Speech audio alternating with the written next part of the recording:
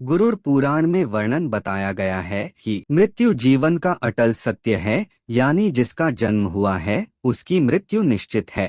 पृथ्वी पर आए हर एक जीव को इस लोक को छोड़कर जाना पड़ता है। भगवान कृष्ण ने भी गीता उपदेश में आत्मा को लेकर कहा है कि शरीर नश्वर होता है और आत्मा अमर होती है। मृत्यु के बाद शरीर भले ही नष्ट हो जाता है, लेकिन आत्मा जीवित रहती है। यह है कि यदि आत्मा जीवित रहती है तो मृत्यु के बाद आत्मा का क्या होता है? का जवाब आपको हिंदू धर्म के महत्वपूर्ण और पवित्र ग्रंथ गरुड़ पुराण में मिलेगा। गरुड़ पुराण में भगवान विष्णु के वाहन पक्षीराज गरुड़ पूछते हैं, नारायण, मृत्यु के बाद आत्मा का क्या होता है और आत्मा कितने दिनों के बाद यमलोक पहुंचती है? गरुड़ के सवाल का जवाब देते हुए भगवान विष्णु कहते हैं, मृत्यु के बाद जीवात्मा को यमलोक तक की यात्रा करने में पूरे 47 दिन लग जाते हैं। 47 दिनों के दौरान उसे कई तरह की यातनाओं का भी सामना करना पड़ता है। भगवान बताते हैं कि जब किसी की मृत्यु नजदीक होती है तो सबसे पहले व्यक्ति की आवाज जाती है।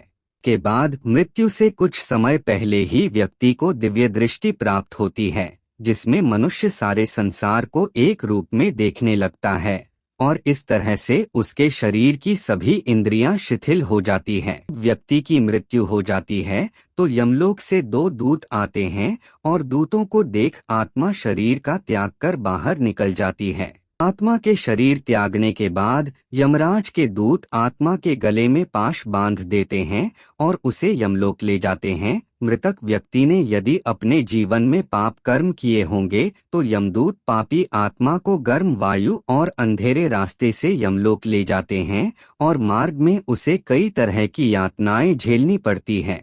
इसके बाद आत्मा को आकाश मार्ग से वापस उसके घर छोड़ दिया जाता है। कहा जाता है कि मृत्यु के बाद मृतक की आत्मा अपने परिवार वालों के साथ पूरे 13 दिनों तक रहती है और मृत्यु के बाद होने वाली अंतिम क्रियाओं और रस्मों को भी देखती है।